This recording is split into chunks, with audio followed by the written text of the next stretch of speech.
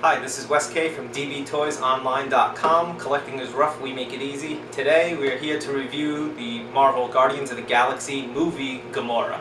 Now this is the Groot Build-A-Figure series, so we're going to pop her open. We're going to put Groot's wig off to the side until we open the rest of them, and we're going to check out this figure and see how they did. Marvel has not had a great history with doing good sculpts of female figures, especially from their movie lines. Comic figures usually come out well, but the movies have been pretty bad. This figure so far actually looks like it has a pretty decent sculpt, which I'm actually really happy about. Let's see. No twist ties. Marvel's done away with the twist ties, which I'm happy about. Alright, let's see if she will stand up over here.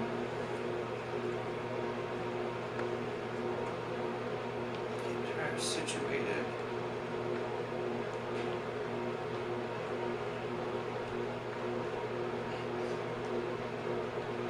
Oh, she's not bad, but the high heels are preventing her from standing up properly at the moment. Let's just take a look at the facial articulation. As you can see, they did a really good job of capturing the likeness of Zoe Saldana. She's been in a bunch of sci-fi movies so far, like Avatar, James Cameron. And she was also, of course, most known for Lieutenant Uhura in the new Star Trek franchise. This will be the next franchise, which she'll have a couple of movies in, since they're already going to do Guardians of the Galaxy 2. Now, the first movie was definitely a lot better than most of us expected. It came out very good. So far, let's take a look at this figure and see what we got going on. Alright, so on the ankle, we do have a full articulated joint, as you can see, goes up and down. The foot, unfortunately, they should have made a little bit wider in the back end. As you can see, it's really tiny, which of course is going to make it really hard for you to stand her properly. There is no swivel on the ankle joint, which would also help her stand a little bit. As you can see right now, the legs are kind of bowed. If you could shift that ankle out a little bit more, it would definitely stand a little bit better. We have the dual articulation on the knee, so the leg can move at the bottom half, and then it can also move at the top half, which is good. This can give us a lot more poses, especially in crouching down positions or kneeling positions, like so. Of course, with a figure stand, it would stand a little bit better, but that's actually not too bad. Alrighty. Now, let's see what we got here for the upper leg and the hip joint. It comes out a little bit, but not too much. If it came out a little bit more, again, you'd get a little bit of articulation on the legs. You'd be able to pose it a little bit better. But it does have a pretty good range of motion, which along with the dual articulation in the knee is going to give us some good poses. Okay. Now there is no waist joint at all. I'm going to try and pull this down a little bit so you can see. There is no waist joint, it appears. If it is very stiff. And as to not break it, we are not going to try and force it. But it does have the upper torso articulation, which is going to give us a little bit of movement. Again, they didn't give us much play on here. It's usually a very good joint and gives you a lot of control over the upper torso of the figure, which again helps you give proper balance, which gives us an easier way of standing our figure. So once again, unfortunately, Hasbro and Marvel have cheaped out on us a little bit on a female figure. What a surprise! The arms so far, let's see, we've got the good ball joint up on the shoulder, which is going to give us full range of motion. Of course, that's the best joint. There still are some companies using the old T joint, which is so lovely since we're in the 2000s, that they keep using that really horrible joint. This is the best joint. It should be the only joint they're allowed to use at this point on shoulders.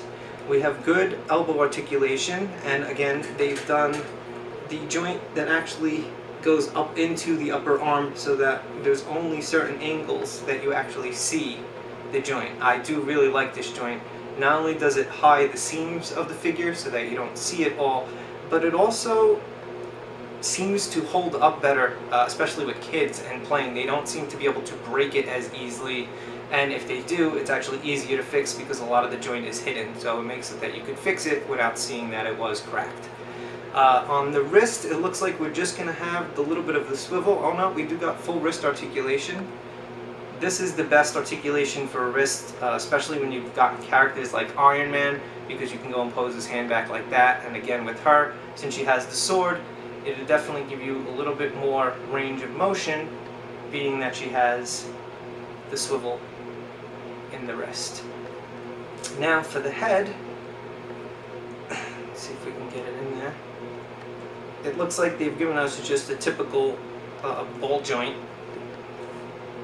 So the head will swivel right and left, and very, very little up and down motion. Again, it's something they always cheap out on. It's something they shouldn't, because this is helping with the counterbalance of the figure. And I'm still dead set on getting her to stand for a second. But the legs just really don't want to seem to hold up. Let's get a quick measurement on this figure so we can let you know the size. And Gamora is coming in at 5.5 inches. A little bit smaller than some of the other figures in the Marvel line. A lot of them tend to range in 6 and 7 inch range. But then again, in the movie she is a tiny bit shorter than some of the other characters. So once we get some more of the characters on the shelf, we should be able to see how properly they got her height. Giving an overall rating to this figure, I think we'd have to go with a 6, maybe 6.5 at most. They didn't get it weighted very well, and they skimped out on a couple of tiny minor things that they shouldn't, and as you can see, she's finally standing. But again, not a bad job, and if you care more about correctness of the faces than anything else, so she looks nice on her shelf and looks like she really came out of the movie, then this is one of the first female figures they've actually done justice with a facial sculpt. So once again, we'll give this figure a 6.5.